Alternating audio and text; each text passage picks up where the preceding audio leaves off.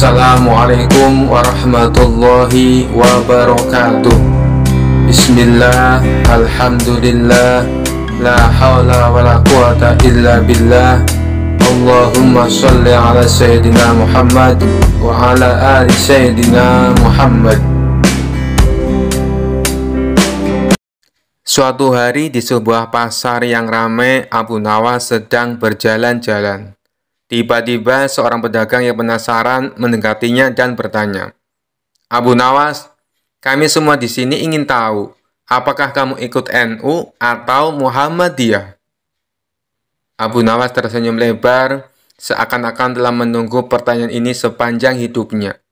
Dia memandang kerumunan yang berkumpul di sekitarnya dan berkata, "Pertanyaan yang sangat menarik. Tapi sebelum saya menjawab, mari kita minum teh bersama dulu." Para pedagang dan warga pasar setuju. Lalu mereka duduk di warung teh terdekat. Abu Nawas memulai ceritanya dengan cara yang lucu dan penuh makna. "Begini, suatu hari saya bermimpi bertemu dengan dua malaikat di pintu surga. Salah satu malaikat bertanya, 'Abu Nawas, kamu NU atau Muhammadiyah?' Saya bingung dan berkata, 'Kenapa ini menjadi penting di pintu surga?' Malaikat itu tertawa dan berkata, 'Ini hanya tes untuk melihat seberapa bijak kamu.'" Kerumunan tertawa mendengar cerita Abu Nawas. Kemudian Abu Nawas melanjutkan, "Lalu saya bertanya kepada malaikat, 'Kalau saya bilang saya NU, apa yang akan terjadi?' Malaikat itu menjawab, 'Kamu akan duduk di sebelah kiri saya.' Kemudian saya bertanya lagi, 'Kalau saya bilang saya Muhammadiyah?' Malaikat itu menjawab, 'Kamu akan duduk di sebelah kanan saya.' Kerumunan semakin penasaran. 'Lalu, apa yang kamu jawab, Abu Nawas?' Abu Nawas tersenyum lebar dan menjawab, 'Saya bilang, wahai malaikat, saya hanya ingin tahu, di mana tempat duduk untuk yang hanya mencintai Allah dan Rasul-Nya, tanpa harus memilih kelompok atau golongan.' Malaikat itu tertawa lagi dan berkata, 'Kamu Abu Nawas, boleh duduk di mana saja kamu mau, karena cintamu yang tulus adalah kunci sebenarnya.' Kerumunan tertawa terbahak-bahak mendengar jawaban Abu Nawas. Abu Nawas melanjutkan dengan nada lebih serius, namun tetap jenaka. "Intinya sahabat-sahabatku, tidak penting apakah kita NU atau Muhammadiyah. Yang penting adalah bagaimana kita menjalani ajaran agama dengan tulus, mencintai Allah dan Rasul-Nya, serta berbuat baik kepada sesama." Seorang pedagang yang penasaran bertanya lagi, "Jadi Abu Nawas, kamu sebenarnya NU atau Muhammadiyah?" Abu Nawas tertawa kecil dan berkata, "Saya ini Abu Nawas. Kalau kalian ingin tahu, saya ikut yang menyediakan teh paling enak di sini." Seluruh hadirin tertawa terbahak-bahak mendengar jawaban Abu Nawas. Akhirnya mereka semua sepakat bahwa yang paling penting adalah kebersamaan dan kebaikan hati, bukan kelompok atau golongan. Abu Nawas mendengar kota Baghdad gempar mengenai adanya seseorang yang mengaku sebagai peramal sakti. Di depan banyak orang, dia sesumbar bisa mengetahui peristiwa yang akan datang. Hal ini pun membuat rakyat penasaran, termasuk Abu Nawas. Bahkan ada sebagian orang sengaja datang ke tempat peramal itu untuk minta diketahui nasibnya. Dengan ekspresi layaknya orang sakti, orang tersebut memberitahu kepada pasiennya tentang nasib yang akan terjadi di kemudian hari. Orang yang mengaku sakti itu cukup pintar mengolah kata. Sebab apabila ramalannya tidak sesuai kenyataan, dia beralasan karena si pasien telah melanggar aturan, sehingga nasib baiknya tidak kunjung datang. Anehnya, ada saja orang yang percaya dengan bualan si peramal palsu. Alhasil, rumahnya kini banyak didatangi pasien yang ingin diramal masa depannya. Hal ini membuat Abu Nawas resah. Ia ingin sekali memberi pelajaran kepada si peramal palsu. Setelah berpikir lama, akhirnya sosok cerdik ini menemukan ide untuk mengerjai orang yang mengaku sakti itu. Besoknya Abu Nawas mendatangi rumah si peramal palsu dengan membawa tongkat di tangannya. "Ada apa, wahai anakku? Apa yang kau keluhkan?" tanya si peramal palsu dengan nada sok berwibawa. "Aku cuma mau tanya, apa benar Anda bisa meramal masa depan?" tanya Abu Nawas. "Tepat sekali, kau datang ke tempat yang benar," jawab orang tersebut. "Oh, begitu. Selain meramal masa depan orang, apakah Anda juga bisa meramal nasib Anda sendiri di masa mendatang?" tanya Abu Nawas lagi. "Tentu saja bisa, wahai anakku. Aku bisa tahu apa yang akan terjadi pada diriku sendiri," jawab si peramal palsu. Setelah mendengar pengakuan orang tersebut, tiba-tiba Abu Nawas memukulkan tongkatnya tepat mengenai kepala si peramal. "Aduh, kenapa kau memukulku?" tanya si peramal palsu kesakitan. "Tadi katanya Anda bisa tahu apa yang akan terjadi pada diri Anda sendiri. Seharusnya sebelum aku memukul, Anda sudah menghindar. Berarti Anda pembohong," ujar Abu Nawas. "Tidak, wahai anakku. Sebenarnya aku sudah tahu, bahkan sebelum kau datang ke sini," kata si peramal berpura-pura. "Tapi kenapa Anda tadi tidak mengelak sewaktu aku pukul?" tanya Abu Nawas. "Itu aku sengaja membiarkannya," jawab peramal palsu tersebut. "Baiklah, sekarang coba tebak apa yang akan menimpamu lagi," tanya Abu Nawas sambil mengangkat tongkatnya. Si peramal buru-buru menjauh dari Abu Nawas. "Kamu pasti akan memukulku," jawab si peramal palsu. "Anda salah," balas Abu Nawas. Bersamaan dengan itu, Abu Nawas menghancurkan barang-barang yang digunakan sebagai sarana perdukunan di ruangan tersebut. Seketika di sana berantakan, banyak barang pecah akibat pukulan tongkat Abu Nawas. Tidak terima dengan perilaku Abu Nawas, peramal palsu itu lalu mengadukannya kepada Tuan Hakim. Singkat cerita, Abu Nawas dan si peramal palsu diundang ke pengadilan. Di depan Tuan Hakim, si peramal palsu menuntut Abu Nawas dihukum berat, sebab telah memukul dirinya dan membuat onar di rumahnya. "Hai Abu Nawas, apa alasanmu sampai tega memukul dia dan kenapa kau menghancurkan barang-barangnya?" tanya Tuan Hakim. "Begini Tuan Hakim, awalnya hamba tanya ke dia, apakah bisa tahu nasib yang akan terjadi kepada dirinya sendiri. Dia kan ngakunya peramal dan bilang katanya tahu. Tapi saat hamba pukul pakai tongkat, dia tidak menghindar. Tuan Hakim pasti menghindarkan apabila tahu ada orang yang akan memukul. Jadi yang salah siapa? Dia yang pembohong atau hamba yang memukul?" cerita Abu Nawas. "Lalu saat hamba hancurkan barang-barangnya, ternyata dia juga tidak tahu Tuan Hakim. Kalau dia tahu, pasti sebelum hamba datang sudah mengamankan barang-barangnya, ditaruh di dalam kamar. Katanya bisa meramal masa depan, sedangkan masa depannya sendiri saja tidak tahu. Berarti dia pembohong," jelasnya.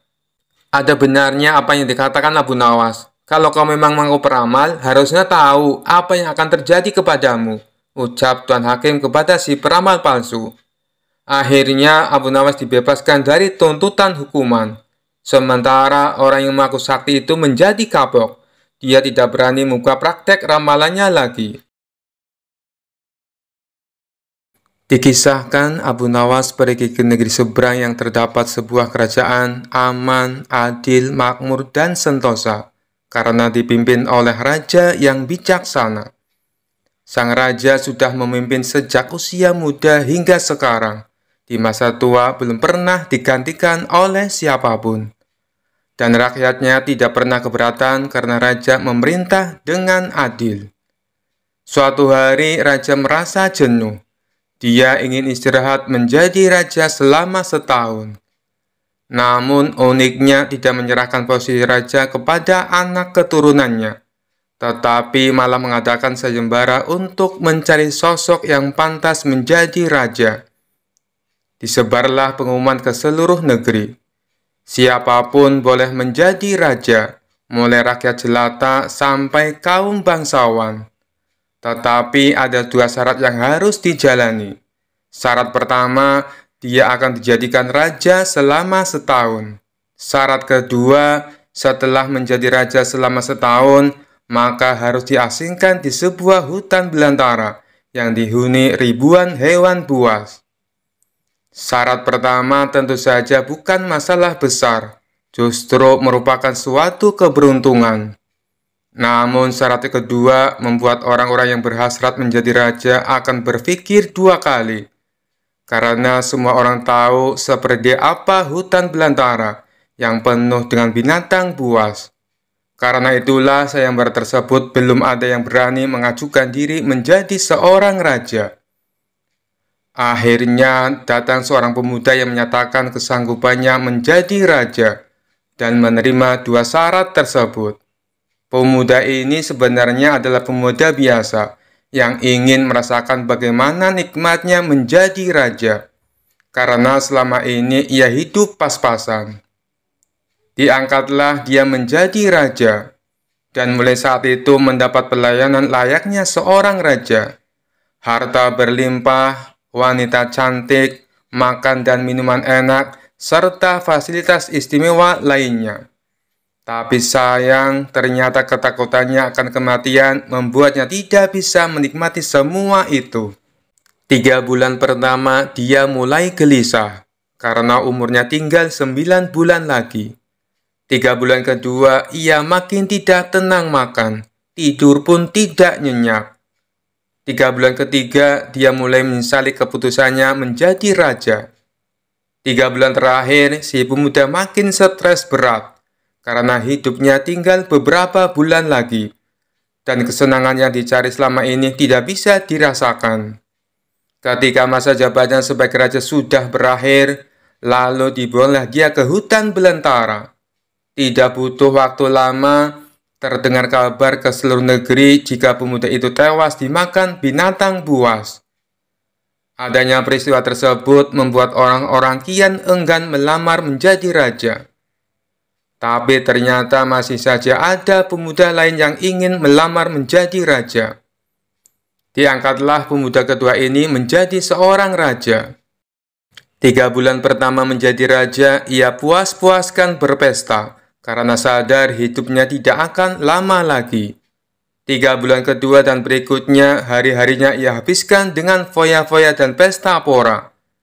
Bulan berganti bulan, pestanya makin gila-gilaan. Ia sudah tidak peduli lagi pada apapun. Dia hanya ingin bersenang-senang sebelum mati setelah jabatannya sebagai raja berakhir. Lalu dibuanglah dia ke hutan belantara. Tidak berapa lama terdengar kabar bahwa si pemuda kedua tewas diterkam singa. Tubuhnya dicabik-cabik dan jadi rebutan para singa. Peristiwa ini membuat banyak orang melupakan mimpi menjadi seorang raja. Mereka masih penasaran apakah masih ada orang yang cukup bodoh untuk melamar menjadi raja. Suatu hari Abu Nawas mampir ke negeri tersebut dengan tujuan menemui sahabat lamanya yang kebetulan merupakan penduduk di sana. Sesampainya di negeri itu, dengan penuh kehangatan Abu Nawas disambut temannya. Mereka berdua saling melepas kangen satu sama lainnya. Di sela-sela obrolannya, Abu Nawas merasa iba dengan kondisi sahabatnya itu. Ia kini hidup miskin, tinggal di gubuk kecil reot, hanya seorang diri. "Mana istrimu?" tanya Abu Nawas. "Semenjak aku jatuh miskin, ia pergi meninggalkanku," jawab sahabat. "Ya sudah, yang sabar ya. Yang penting kamu jangan tinggalkan sholat. Jangan lupa berdoa kepada Allah, agar Allah membukakan pintu rezeki untukmu," tutur Abu Nawas. "Alhamdulillah, aku tidak pernah tinggalkan sholat. Bahkan aku sekarang rajin berpuasa sunnah," balas sahabatnya. "Oh iya, ngomong-ngomong, mana nih makanannya? Dari tadi kenapa belum keluar?" celetuk Abu Nawas. "Maaf Abu Nawas, aku sudah tidak punya apa-apa. Aku sendiri kadang sehari makan, kadang tidak," ujar sahabatnya. Mendengar hal itu membuat hati Abu Nawas makin terenyuh. "Kenapa tidak mencari kerja? Upahnya kan bisa untuk beli makanan," tanya Abu Nawas. "Setiap hari aku keluar untuk cari pekerjaan, tapi belum juga dapat. Mungkin belum rezekiku," jawab sang sahabat. "Kalau mau nekat sih sebenarnya aku bisa. Bahkan aku bisa menjadi raja dan kaya raya. Tapi itu hanya sementara. Setelah itu, aku mati diterkam binatang buas di hutan belantara. Kata sahabatnya melanjutkan. Maksudmu bagaimana? Tanya Abu Nawas heran. Kemudian sahabatnya itu memberitahu tentang sayembara yang diadakan rajanya. Mendengar sayembara tersebut, Abu Nawas terdiam sejenak. Tiba-tiba terlintas di benak Abu Nawas sebuah ide yang cemerlang. Kamu ingin hidup kaya? Aku akan membantumu. Sekarang juga antaran aku ke hadapan rajamu. Aku mau mendaftar menjadi raja. Ucap Abu Nawas. Kamu gila ya? Jangan Abu Nawas, itu sama saja bunuh diri. Cegah sahabatnya. Sudahlah, turuti saja perkataanku. Timpal Abu Nawas. Maka diantaralah Abu Nawas ke istana untuk menemui sang raja. Ada perlu apa kalian datang kemari? Tanya sang raja. Maaf Tuan Raja, hamba Abu Nawas dari negeri seberang ingin mendaftar menjadi raja. Itu pun kalau Tuan Raja mengizinkan. Ucap Abu Nawas. Oh, tentu saja boleh. Siapapun dipersilakan menjadi raja. Tapi ada dua syarat yang harus dijalani. Ujar sang raja. Hamba siap Paduka Yang Mulia, tapi hamba minta satu permintaan. Izinkan sahabat hamba ini menjadi pengawal pribadi hamba. Kata Abu Nawas sambil menunjuk sahabatnya yang berdiri di sampingnya. Oh, silakan saja.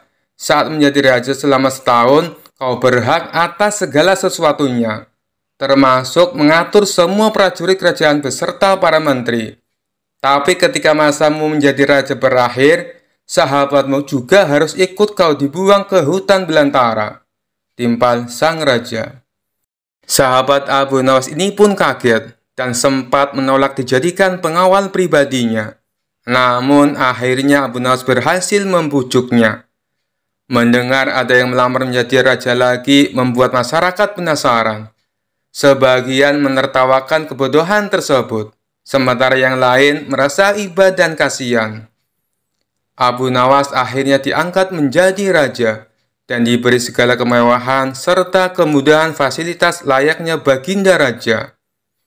Ternyata berbeda dengan dua pemuda sebelumnya, Abu Nawas tidak berpesta pora dan foya-foya. Namun ia membuat beberapa tindakan selama menjadi raja.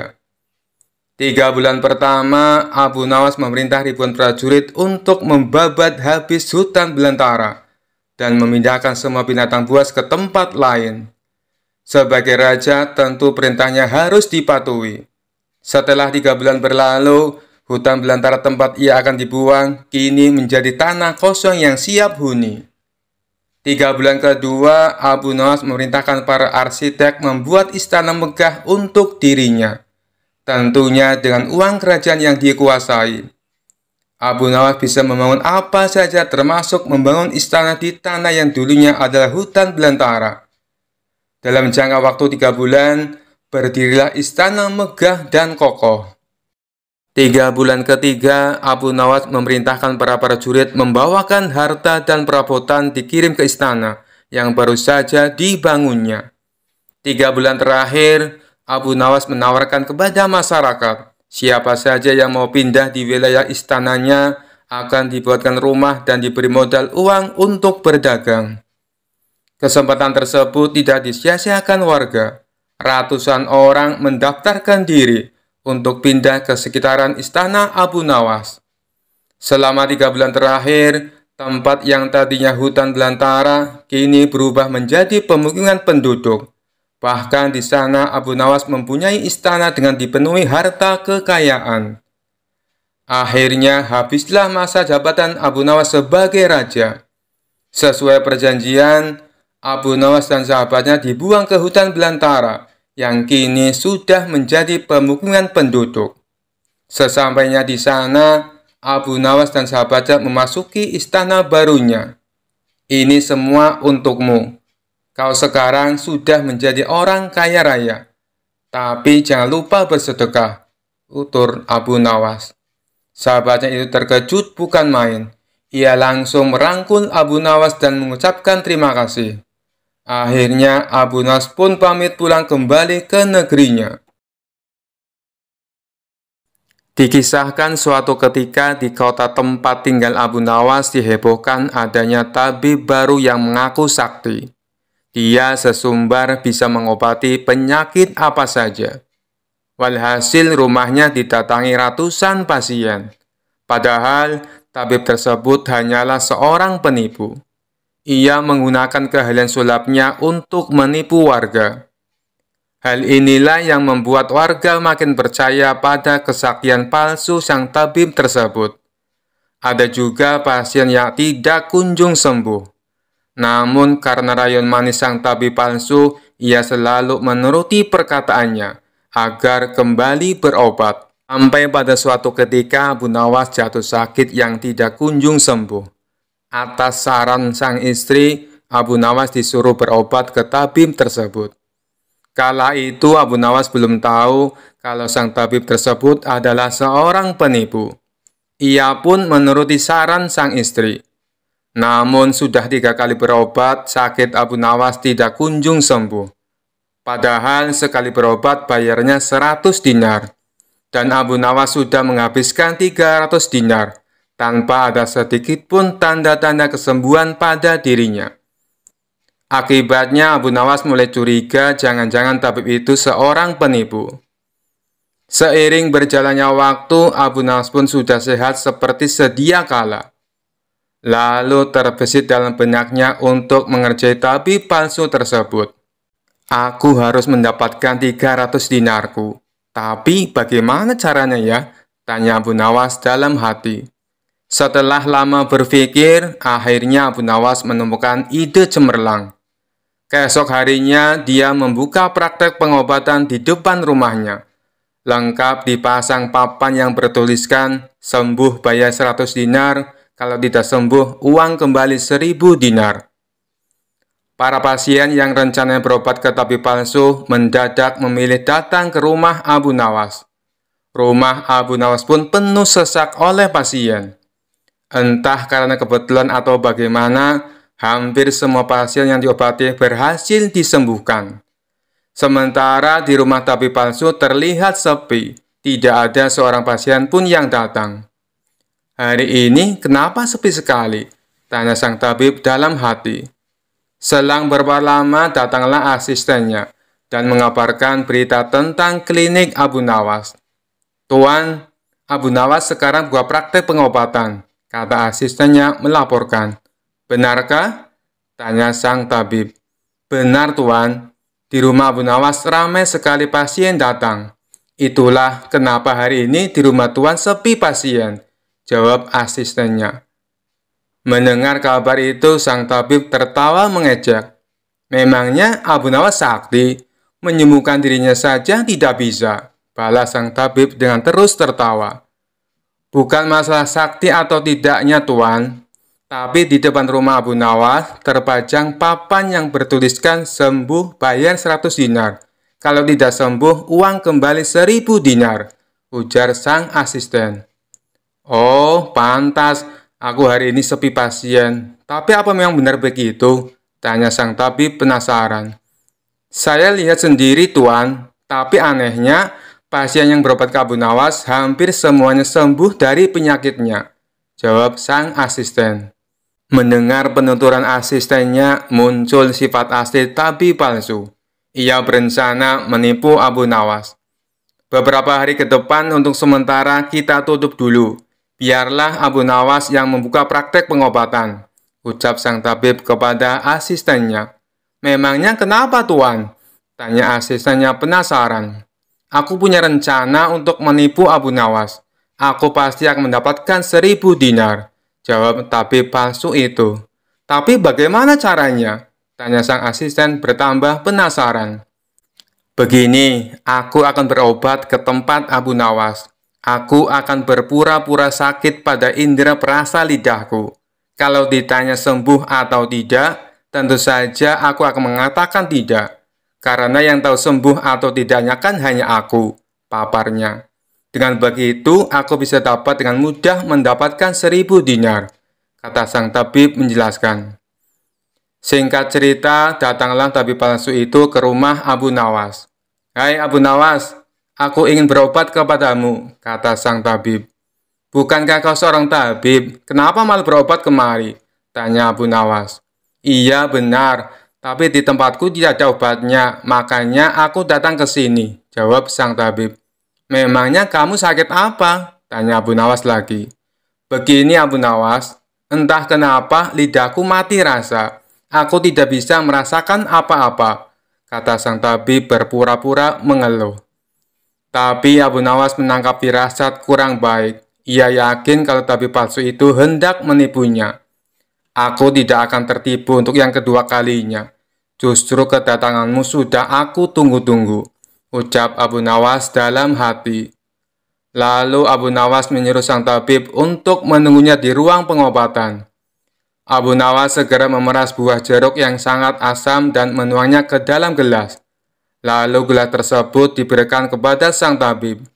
Ini obatnya sudah jadi, minumlah, ucap Abu Nawas. Ketika sang tabib meminumnya, mukanya mendadak berkerut menahan rasa kecut. Kamu menipuku ya? Ini bukan obat, tapi air jeruk yang sangat kecut, kata sang tabib emosi. Alhamdulillah, berarti lidahmu sudah tidak lagi mati rasa. Sekarang bayar ongkos berobatnya, pinta Abu Nawas. Waduh, aku keceplosan, gagal rencanaku, pikir sang tabib palsu. Ia pun terpaksa memberikan uang 100 dinar kepada Abu Nawas. Tapi sang tabib tidak putus asa. Ia terus berusaha agar bisa mendapatkan 1000 dinar. Hari berikutnya, ia kembali mendatangi Abu Nawas. Hei Abu Nawas, aku mau berobat lagi, kata sang tabib palsu. Oh, silahkan. Apa lidahmu masih mati rasa? Tanya Abu Nawas meledek. Bukan, kali ini penyakitnya berbeda, jawab sang tabib. Luar biasa, ternyata kamu punya banyak stok penyakit. Kali ini apa penyakitnya? Tanya Abu Nawas lagi. Aku hilang ingatan Abu Nawas, jawab tabib palsu itu. Apakah kamu kesandung kasus korupsi, makanya hilang ingatan? Tanya Abu Nawas. Enak saja, memangnya aku pejabat, jawab tabib dengan nada protes. Baiklah, kamu tunggu di sini sebentar, aku akan mengambilkan obatnya, ucap Abu Nawas. Tidak berapa lama, Abu Nawas kembali menemui sang tabib palsu. Ini obatnya, silakan diminum, kata Abu Nawas sambil memberikan gelasnya. Aku tidak mau minumnya Abu Nawas, ujar sang tabib. Loh, memangnya kenapa? Katanya pengen sembuh, ucap Abu Nawas. Ini kan perasaan air jeruk seperti kemarin. Aku tidak mau, kata sang tabib menolak. Alhamdulillah, tanpa meminumnya pun kamu sudah sembuh. Sini bayar 100 dinar, pinta Abu Nawas lagi. Sudah sembuh? Sembuh apanya? Kamu jangan mengada-ada Abu Nawas, protes sang tabib. Buktinya, kamu masih ingat dengan obat yang kemarin aku berikan itu. Berarti sakit hilang ingatanmu sudah sembuh, jelas Abu Nawas. Untuk kedua kalinya, rencana sang tabib palsu mengalami kegagalan. Mau tidak mau, ia harus memberikan uang kepada Abu Nawas. Kurang ajar, ternyata Abu Nawas tidak sebodoh yang aku kira, pikir sang tabib. Tidak terima dengan dua kegagalan yang dialami, tabib palsu itu berpikir keras untuk mengalahkan Abu Nawas. Setelah merenung agak lama, akhirnya ia mendapatkan sebuah ide. Aku pasti berhasil, ungkap tabib merasa yakin. Kali ini ia berpura-pura buta. Si tabib berjalan ke rumah Abu Nawas dengan bantuan tongkat di tangannya. Setelah tiba, Abu Nawas sempat kaget dengan penuh rasa iba. Abu Nawas bertanya kepada sang tabib, apa yang menimpamu dan mengapa kamu bisa seperti ini? Si tabib palsu menjawab, tolonglah aku Abu Nawas, mataku tiba-tiba buta, sembuhkanlah aku, terangnya. Tabib itu kemudian dipersilakan masuk dan duduk di ruang pengobatan. Setelah mengamatinya dengan seksama, Abu Nawas akhirnya menyadari bahwa itu adalah tipuan. Namun Abu Nawas tidak pernah kehilangan akal. Ia punya cara lain untuk menghadapinya. Sepertinya penyakit kebutaanmu sudah sangat parah. Maafkan aku, untuk kali ini tidak mampu mengobatinya, ucap Abu Nawas pura-pura sedih. Mendengar jawaban tersebut, sang tabib langsung kegirangan. Akhirnya bisa mengelabui Abu Nawas. Terus bagaimana ini Abu Nawas? Padahal aku berharap banyak kepadamu, kata sang tabib berpura-pura.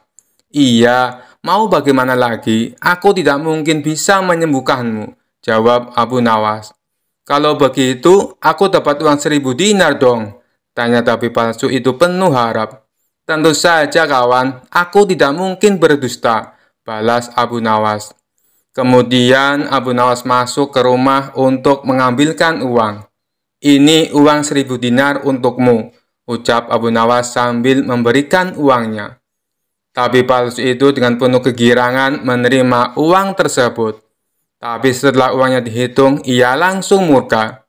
Hai Abu Nawas, kenapa hanya 10 dinar? Tegas sang tabib palsu dengan emosi. Dari mana kamu tahu kalau jumlahnya hanya 10 dinar? Tanya balik Abu Nawas. Uangnya memang ada 10, tapi pecahan 1 dinar, bukan 100 dinar. Memangnya aku buta, Pak? Balas tabib tambah emosi.